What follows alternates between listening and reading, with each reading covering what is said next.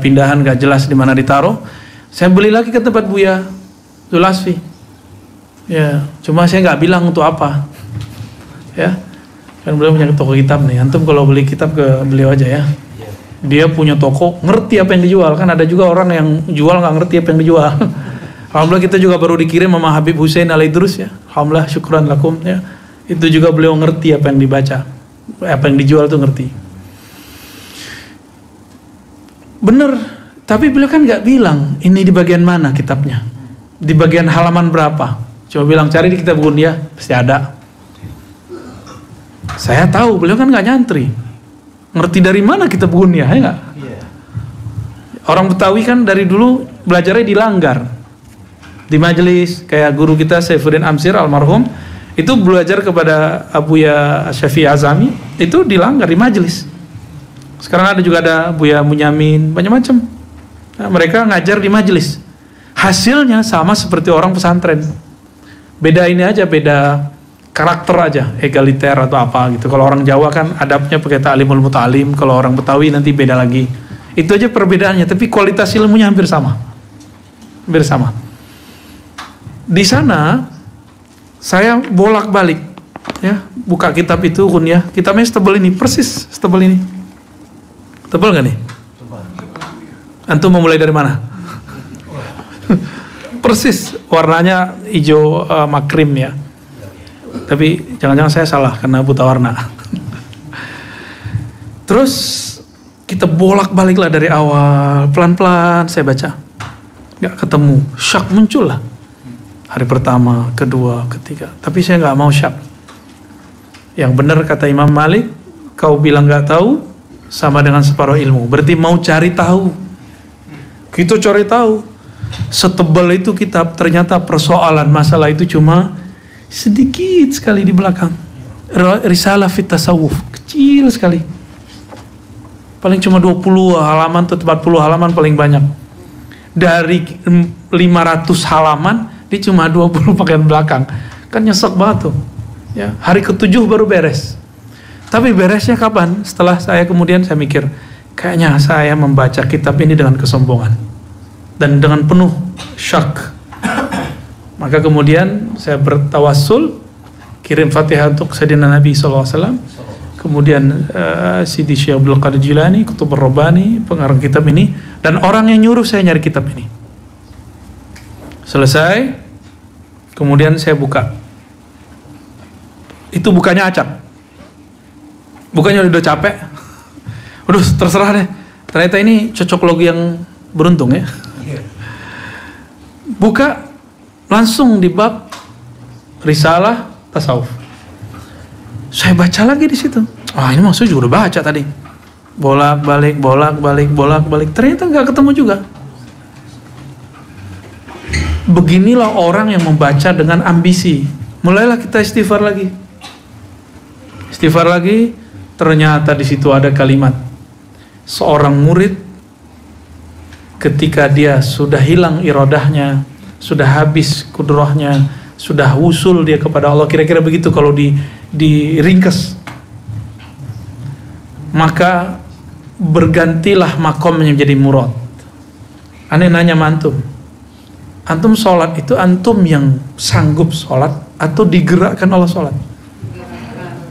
Kalau kita merasa kita yang sholat itu murid. Tapi kalau kita merasa digerakkan Allah itu sudah murad. Gampang toh? Secepat itu loh. Mengganti murid menjadi murad. Namun secara zauknya mungkin belum dapat.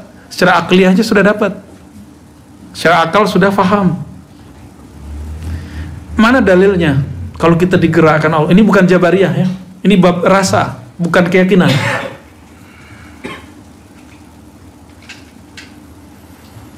Ketika Imam Muazzin membaca hayya 'alas shalah, kita jawabnya apa?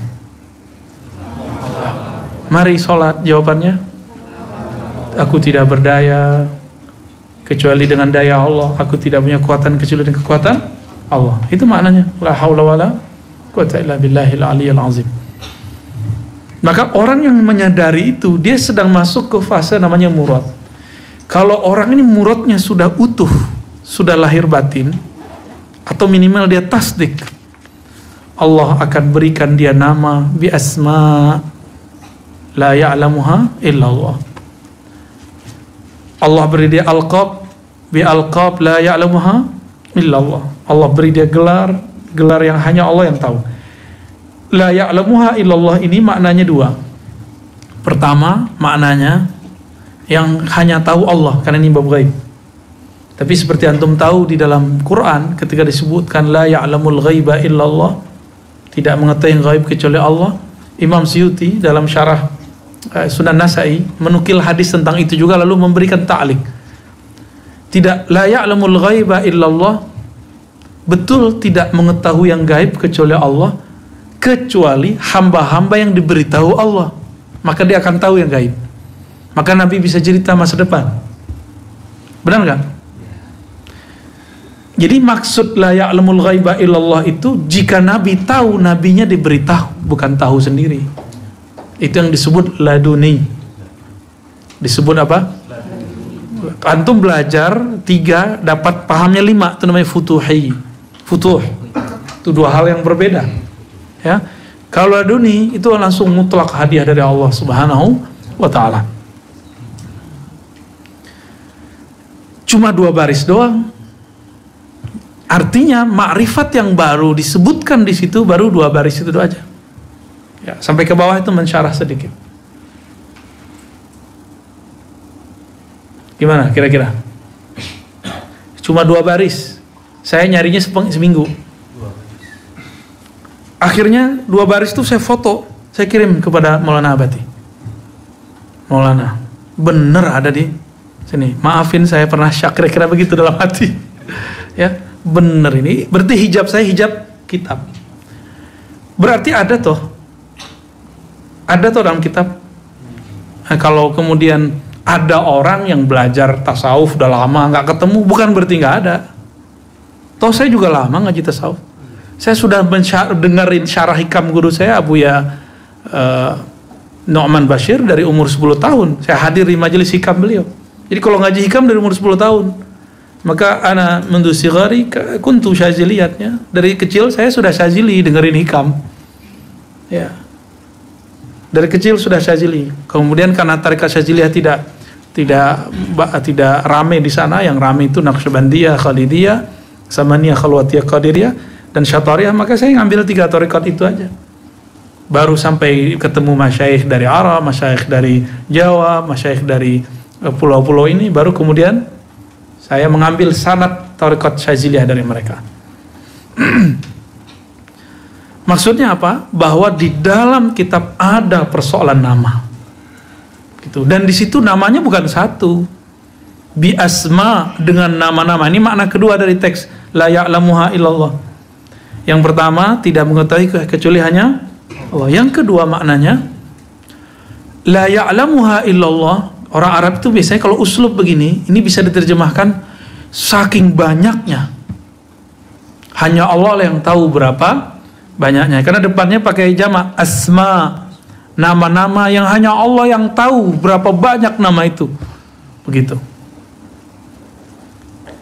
Maka saya dikabarin Datuk nih, Terang Kayu, Bang Edo, gurunya, mursyidnya Syekh Hisham Kabbani, hafizahullah, mursyid Naqsyabandi, yang sangat kita ta'zimi juga, guru beliau Syekh Nazim, ya. Itu mengabarkan bahwa satu orang itu bisa punya lebih dari 1 nama, benar nggak? Berapa nama kata beliau? Bisa 7. Tuh kabar dari antum ya. Ane belum dengar sih videonya. Cuma kita ngelihat musajjalah video beliau bertemu di alam mimpi dengan satu ruh suci dan memberi nama beliau dengan nama Samir Zainal Abidin atau apa gitu. Lalu beliau sampaikan kepada Syekh Nazim. Waktu itu Syekh Nazim sudah sangat sepuh ya. Dan Syekh Nazim mengatakan, ini kalam hampir semua mursyid mengatakan ini di akhir hayatnya atau ketika dia sampai kepada makom yang pas. Apa kata beliau? Tariqat saya bukan Naqsyabandi, bukan Haqqani, tariqat saya Muhammadi. Apa maksud tariqat Muhammadi? Tariqat Muhammadi itu rohaninya connect langsung dengan Rasulullah sallallahu alaihi wasallam. Jangan sampai terhijab dengan kata-kata nama-nama tadi, Naqsyabandi, Haqqani, Khalidi, kayak gitu, jangan sampai jadi hijab. Ini beliau sendiri yang ngomong. Jadi istilah Muhammadi bukan saya yang ngomong. Ya, di kitab ini juga ada bahwa ada mursyid-mursyid Imam Sya'rani yang makomnya makom Muhammadi. Dia waris Muhammadi. Beliau menyebutkan Ibrahim Al-Khawwas itu makomnya Al-Muhammadi. Contohnya. Baik. Jadi kalau ada orang bilang itu nggak ada, ya kita nggak usah marah juga. Emang dia nggak ketemu, gimana? Ya toh? Kita yang tahu nggak usah marah-marah. Kita yang tahu bahwa ada loh persoalan itu. Terus saya membaca Rasail Ibn Sab'in dan beliau berkalam kepada waladnya dan menyebutkan Allah samaka ya waladi. Allah menamakan wahai waladku, wahai anakku dengan nama ini. Jadi namanya itu nama-nama yang disebut ismul walaya atau ismul ubudiyah. Nama abad. Abad, saya lupa itu Abdul Haq atau apa. Ya, nanti kita cek lagi video yang lama itu ada ya. Abdul Haq. Jangan engkau lupa dengan nama itu, kira-kira gitu yang saya ingat. Ya, Ibn Sab'in. Dan Imam Ibn Arabi menyebutkan bahwa setiap hamba itu ada koneksi dengan Allah dengan nama-nama Asmaul Husna. Maka kadang-kadang dia menama Abdul Karim, kadang-kadang dia Abdul Rahman, Abdul Rahim. Itu cara ittisal billah, cara usul kepada Allah Subhanahu wa taala. Jadi nama kita banyak, maka kita ini bisa sebenarnya punya nama banyak sekali. Antum lagi sakit atau lagi susah, doanya memanggil Allah pakai apa? Ya Ghani gitu ya. Maka antum menjadi Abdul Ghani. Disakiti orang, antum disakiti orang nih, balas nyakiti nggak? Malah berbuat baik. Itu namanya Karim, Abdul Karim. Bisa nggak Abdul Karim? Ya. Jadi kalau ada orang tidak dapat ini, wajar. Saya aja dapatnya lama dan nggak tanggung-tanggung. Alhamdulillah saya memegang beberapa ijazah thariqah dan saya nggak menemukan bertahun-tahun. Wajar dia nggak dapat karena dia ikut belajar thariqah, kita nggak tahu sama siapa. Mungkin tabarukan doang atau baca sendiri, tidak mulazamah syekh. Kita kan nggak tahu siapa aja, kan saya nggak ngerti siapa aja, kan saya nggak main Facebook, kan itu antum share-nya di Facebook ya. Ya. Di YouTube, nah, di YouTube sesekali, tapi saya nggak ketemu tuh. Ada emang, ya. Itu urusan mereka lah ya. Jadi teman-teman, bagi yang tidak tahu lalu ingkar, benarlah kata Imam Ghazali. Orang yang tidak mengerti, maka banyak ingkarnya. Jangan antum bilang orang jahil, itu kasar sekali ya. Bahasanya di situ apa? Orang yang tidak mengerti. Imam Ghazali nulis dalam Rasailnya itu kalimat seperti itu. Jadi ciri-ciri orang ingkar, apalagi kemudian seorang ulama, pantas nggak dia menyampaikan sesuatu yang belum pasti? Ya, dalam ilmu hadis itu ada ruwiyah. Dalam ilmu fikih qila. Kalau diterjemah apa Sidi Musa? Ruwiyah itu apa? Katanya gitu ya. Diriwayatkan katanya. Dulu Syekhna Ali Mustafa Yaqub menerjemahkan ruwiyah itu katanya. Katanya qila, ruwiyah itu bisa diartikan katanya juga. Seorang alim sepantasnya tidak mengindahkan kalam-kalam sebegini sampai dia tabayyun. Udah kita kasih nih kitabnya, dia nggak sepakat, nggak ada masalah. Kita kan nggak ada hak memaksakan orang untuk mempercayai apa yang kita percayai. Dan saya akan sampaikan teman-teman, antum punya hak untuk tidak percaya dengan kajian Ma'rifatul Ruh. Gak ada paksaan. Antum gak percaya dengan isim ruh, gak ada masalah. Kita paksa gak? Gak ada. Berkaitan dengan pertanyaan, apakah benar? Gimana sih pertanyaan tadi? Nama ruh itu bayar. Kalau banyak bayaran gimana? Banyak bayaran. Oh, namanya panjang. Antum semua udah punya nama ruh? Sudah namanya ruh, dokter? Sudah? Kapan Anda minta duit? Gak ada. Gak pernah. Wallahi. Wallahi. Antum sumpah? Nggak pernah? Oke. Nih clear. Tidak ada satupun di sini yang dimintai tarif nama ruh. Maka sebaiknya orang alim, apalagi pemegang sanad katanya begitu, ya, sebaiknya tabayunnya yang sahih. Saya baru dapat info lagi barusan waktu di mobil. Emang pernah ini ya, diminta tabayun, diundang, terus Ar-Razi tidak datang ketika dimintain tabayun. Begitu Buya Asfi, begitu. Paling yang ditelepon antum, emang ada undangan untuk aneh? Ada nggak undangan buat aneh? Mereka mau tabayun. Nah, ribat silakan. Kalau khusus tuh mereka saya buka pintu ribat. Ayo, hari Selasa. Jangan kalian yang atur time aneh. Ya, kosongnya hari Selasa aja. Silakan datang hari Selasa. Mau nanya tentang apa aja? Kalau antum kan nggak mungkin nanya lah ya, mungkin konfirmasi. Ya, orang alim kan nggak mungkin nanya sama aneh kan. Ya konfirmasi, ayo kita jawab. Saya jawab yang saya tahu tentunya, yang nggak saya tahu ya saya nggak mungkin jawab dong. Ya. Ada yang ini, atau jangan-jangan antum malah dimintain oleh orang lain yang bukan bagian dari majelis. Hah? Ada yang dimintain nggak? Oleh orang bukan majelis. Dokter pernah diminta oleh orang di luar majelis? Kali. Siapa? Ada yang diminta? Tapi di atas namakan majelis guru saya Al-Badr. Siapa tahu? Saya kasih tahu kepada antum, ribat ini sudah ada sebelum Al-Badr ada. Ya. Majelis ini sudah dikhidmatkan untuk ilmu akidah dan ilmu tasawuf. Dan kami merasa sangat senang. Ini kajian kitab semua, antum kan baca kitab lah yang muazzam 70% kan. Dan kita merasa di-upgrade dengan ketemu Maulana Abati. Ujian saya berat. Ujian saya adalah ketemu orang yang tidak pernah menzohirkan kesolehan di depan saya. Tapi kalau ngomong tentang Allah, itu merinding terus saya kalau beliau ngomong tentang Allah. Ini bukan orang biasa ini. Ya. Akhirnya saya tanyalah. Dulu panggilnya Syekh.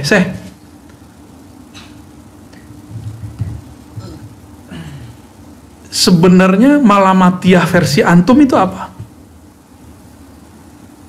Kalau Malamatiyah di kitab kan, di kitab Awarif, ini kan ada kitab Awarif, ini mana kitabnya?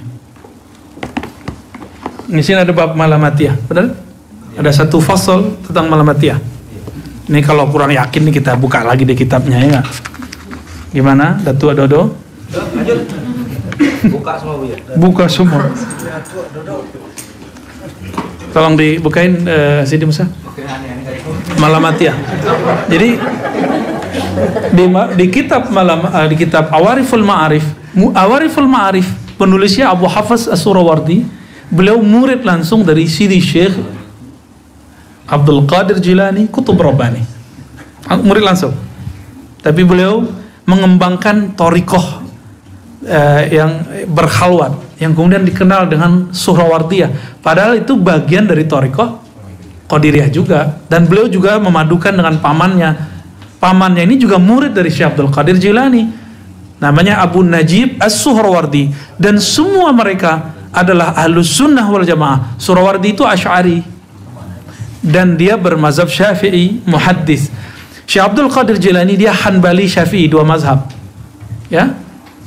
Dan biasanya Hanbali itu nggak Asy'ari ya, dia jalur lain.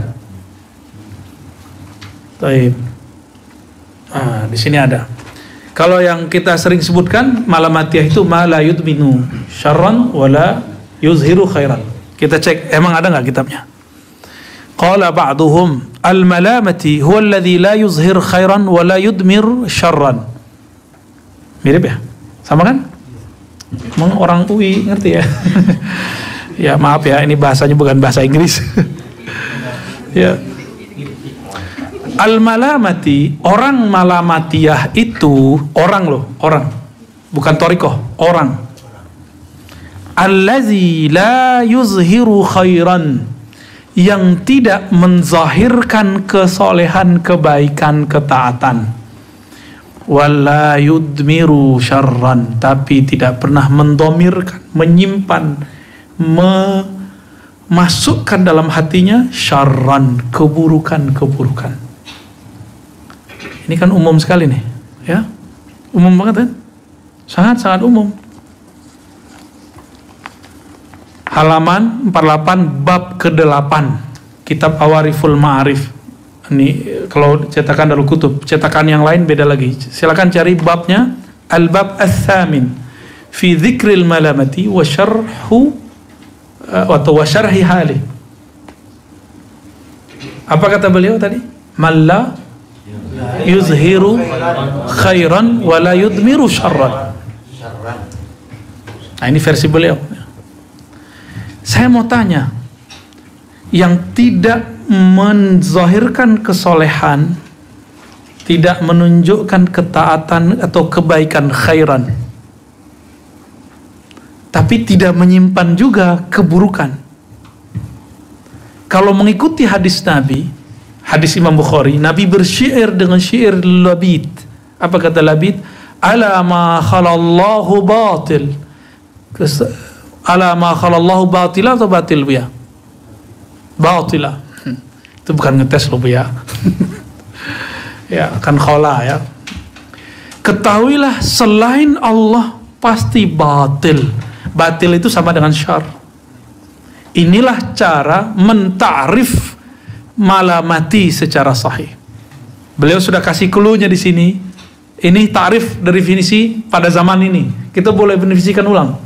Karena tugas para ilmuwan itu mendefinisikan apa yang dulu mungkin baru itu definisinya, sekarang kita tambahkan versi zaman ini. Bukan berarti definisi dulu nggak sempurna, tapi definisi tahun-tahun dulu itu mungkin tidak dapat dipahami oleh orang sekarang. Maka kita perlu meredefinisikan ulang, mentarif kembali. Segala sesuatu yang selain Allah itu adalah batil. Batil itu buruk bukan? Maka al-malamati, yang tidak pernah menyimpan dalam hatinya kecuali nama, sifat, fi'il dan ma'rifat Allah subhanahu wa ta'ala, semuanya, ma'rifat asma, ma'rifat af'al, ma'rifat sifat, ma'rifat zat, hanya itu yang ada di kolbunya. Ma'rifatun Nabi sallallahu alaihi wasallam. Jadi antum colek dia, yang keluar kalam itu. Ini yang lucu, habis kita undang beliau makan kebuli di rumah saya. Itu beliau ngelihat ada orang jual lukisan ini, Nyi Roro Kidul ya, dibeli, ditaruh di kafe. Beliau lagi habis buka kafe kan, Torekot Cafe. Ditaruhlah di tempat kasirnya. Saya tanya, Syekh Maulana, kok ditaruh di depan? Gak khawatir? Ya biarin orang. Apakah dia datang ke sini dengan sirnya yang ada Allah, atau dengan noda-noda di kolbunya suuzan? Jadi suatu kali Imam Sya'rani itu memandang orang berdua jalan, cowok cewek. Di hatinya bilang, orang berzina nih, gitu. Selingkuh nih. Ditegur sama gurunya, yang zina itu otakmu. Siapa tahu dia sudah nikah, tapi siri misalnya gitu, atau kamu nggak tahu. Kenapa suuzon kepada orang? Nah ini kalamnya. Jadi kita ini karena noda dalam kacamata kita nih jorok, kita memandang dengan kacamata jorok itu. Antum ngeliat PNS kebayang korupsi aja kan, padahal belum tentu semua PNS korupsi kan. Banyak juga yang soleh-soleh kok ya. Antum ngeliat polisi kayaknya kebayang jahat terus. Ternyata ketemu waktu lagi khuruj, itu polisi khuruj cuma tabligh. Soleh-soleh itu pagi-pagi udah zikir subhanallah subhanallah. Ya, sore-sore dia jaulah. Tahu jaulah nggak? Ya, nggak tahu ya. Ente khuruj dulu deh. Khuruj cuma tabligh dulu dah. Dan saya kaget dengan itu. Berubahlah pandangan kita sedikit demi sedikit. Karena lagi-lagi katanya kila dan kola, kila dan rawiyah ini memang bermasalah ya. Ya. Jadi teman-teman yang melakukan Allah, saya menghormati orang-orang yang barangkali antum laporkan namanya itu mengkritisi. Saya tetap hormat mereka, takzim ke mereka, karena dulu kita pernah berjuang bersama-sama di tempat yang berbeda, untuk memperjuangkan Ahlus Sunnah wal Jamaah. Jadi saya tidak ada dendam, tidak sakit hati, karena saya tahu saya mengalami hal yang mereka alami sekarang. Bedanya saya tidak main sosial media dan tidak kemudian meragukan itu sebelum saya cari, dan tidak share sebelum saya pastikan benar-benar. Ya, itu aja bedanya. Ya. Jadi teman-teman, tolong jangan ada yang terpancing. Ya, kalau antum terpancing, bedanya apa antum dengan mereka yang komentar sebelum pasti. Jangan emosi sama sekali, walaupun sakit rasanya ya. Sakitnya tuh di sini. Ini yang kemudian menampar saya ketika ada yang menyakiti kita. Kata Imam Sya'rani di halaman 473. Wa mimma an'ama Allah tabaraka wa ta'ala bihi alai. Di antara nikmat Allah kepadaku, ada musyakwi min mayyuzini ila Allah. Aku tidak pernah mengadukan orang yang menyakitiku kepada Allah. Ya. Jangan-jangan saya belum sampai di makom itu. Ya. Jangan-jangan saya masih ngadu, tapi sampai sekarang sih belum ngadu, masih di nafas saja. Lagi nafas kepikiran ya. Wajar, ya? Tapi belum sampai turun doa baca hizib Nasr belum, apalagi hizib Sakron belum. Saya ijazah itu kita punya semua, tergoda sih mau baca. Wah, hizib Nasr kan gawat, hizib Nasr gawat tuh, hizib Nasr masih dimain zikir nafas yang masih main. Tapi kekasih-kekasih Allah itu, mereka kalau sudah himmah, itu bisa terjadi meskipun belum berkalam. Ya. Tapi itu waktunya kapan, wallahu a'lam. Au ila nafsi, atau dia mengeluhkan ke dirinya sendiri. Dan belum disebutkan di sini. Au ila ikhwani. Saya tambahkan, au ila ikhwani. Aneh pernah ngeluhin ke antum enggak? Ini yang hampir tiap hari sama aneh. Antum? Aneh pernah ngeluhin enggak? Sidi Musa yang ngurusin ribat, aneh pernah ngeluhin bab ini ya? Bahwa ini saya sakit hati nih sama orang ini. Saya omongin nggak? Nggak ada. Saya lagi belajar dengan ilmunya Imam Sya'rani. Semoga saya bisa ngikutin jalan beliau walaupun tidak sempurna. Ya. Wa arna fa inna waliyana kullana ya. Semua urusan kita yang ngurus huwallah, hanyalah Allah. Wa inna ma arda bidzalika al-adza fa illam yaqa' lir-ridha sabartu. Nah, ini beda ridha sama sabar. Aku berusaha, kata beliau, inna ma arda bidzalika al-adza, aku akan tetap ridha meskipun nama saya dicatut-catut, disebut-sebut ya. Ya, bahkan mungkin dulu orang yang pernah gabung dengan kita mungkin pernah kita bimbing zikirnya dan segala macam lah ya. Buya Asfi itu yang paling banyak bantu dia tuh ya. Mungkin juga nanti dicatut tuh nama Buya Asfi. Siap-siap Buya ya. Apa kata Imam Sya'rani? Arda bidzalikal adza. Saya mesti rela dengan semua sikap-sikap menyakitkan itu. Di zaman Imam Sya'rani belum ada sosial media. Berarti sekarang lebih dahsyat gak? Kesempatan kita ngikutin beliau lebih besar. Ya. Fa illam yaqa' lir-ridha sabartu. Kalau aku nggak bisa ridho, aku sabar. Nah, saya kalau belum bisa ridho mungkin sabar aja dulu ya. Lalu lakin la yakhfa anna ridha dzalika innama huwa min haitsu taqdir ilahi. Saya mau tanya mantum, ini takdir nggak? Takdir nggak? Takdir nggak kita buka ilmu tentang ma'rifatur ruh, lalu antum minta nama ruh, dan sebanyak itu udah berapa nama yang minta lewat Sidi Musa? Ada nggak satupun yang antum mintain Sidi Musa?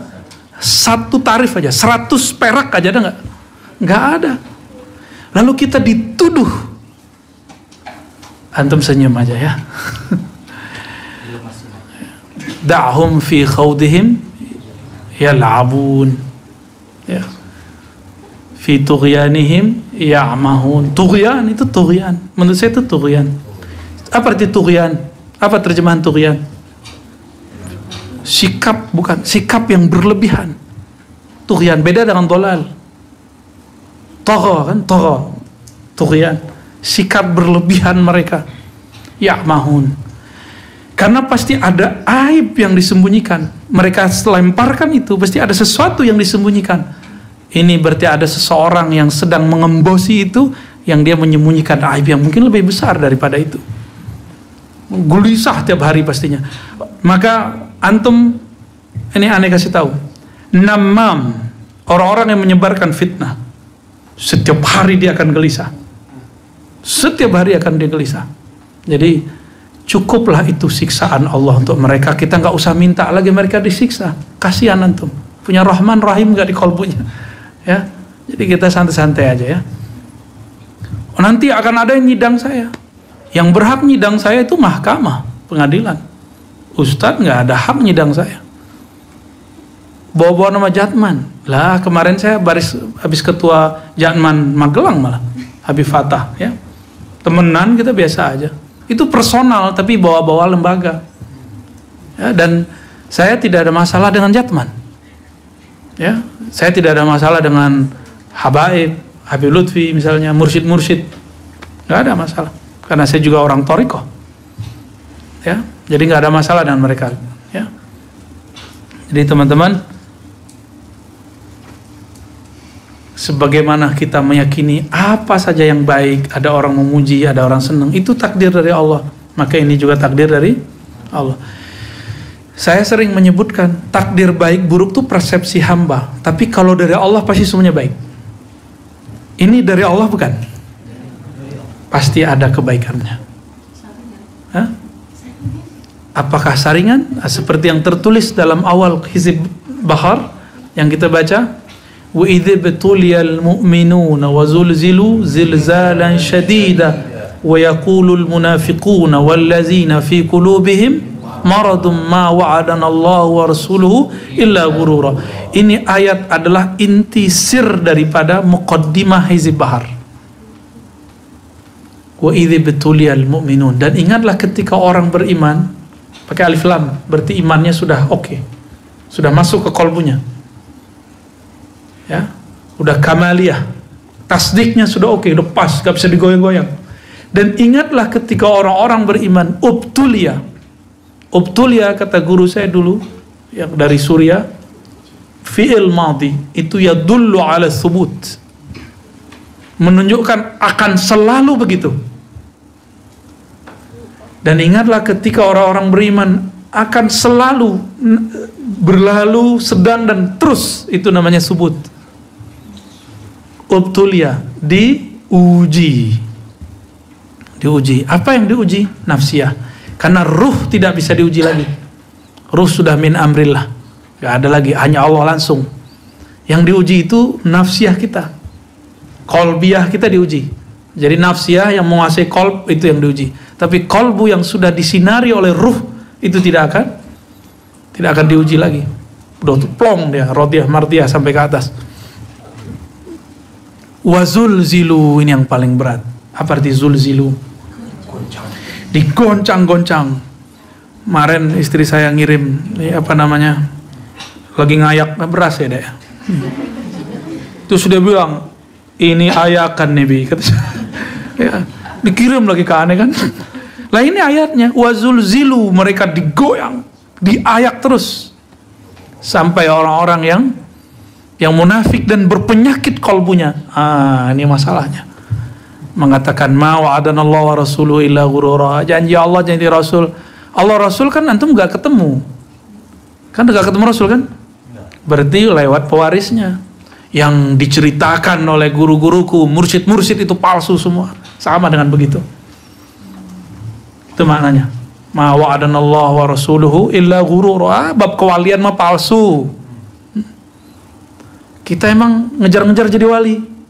Emang antum diiming-imingi jadi wali? Enggak kan? Pernah diimingin jadi kutub enggak Sidi Musa? Enggak ada kita diiming-imingi jadi kutub. Kutub kupret. Enggak ada. Saya enggak minat jadi wali kutub, wali ketep, wali kotop tuh enggak ada. Enggak ada saya minat. Saya cuma minat satu aja. Ya Allah, jadikan aku siapa orang yang wujuhu yawma idzin nadhirah ila rabbiha nazirah. Ya Allah, jadikan aku orang yang di dunia dan di akhirat, diizinkan di akhirat nanti khususnya. Bahkan nggak di akhirat lagi kan udah nggak ada alam seperti ini, alamnya sudah beda. Diizinkan memandang Allah sehingga wajah kita berseri-seri.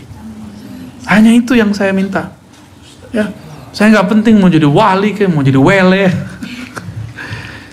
Allah izin memandang wajahnya, wajah uluhiyahnya, wajah rububiyahnya, itu yang saya rindu, gak ada lebih.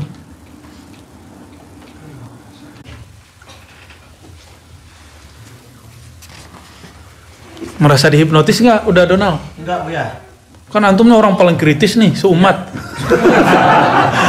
Tidak sama sekali, Bu. Beneran nih, jangan karena aneh yang nanya. Serius, ya. Ya? Iya. Wallahi ya. Wallahi. Baik, alhamdulillah. Ini kita jarang-jarang jumpahnya, hari ini dua kali. Allahumma sholli wa sallim ala sayyidina Muhammad.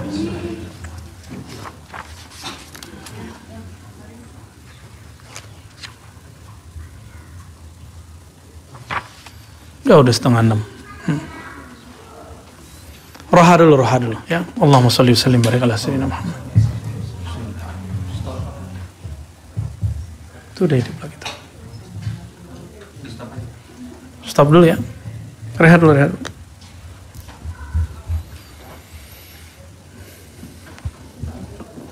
Ngopi dulu.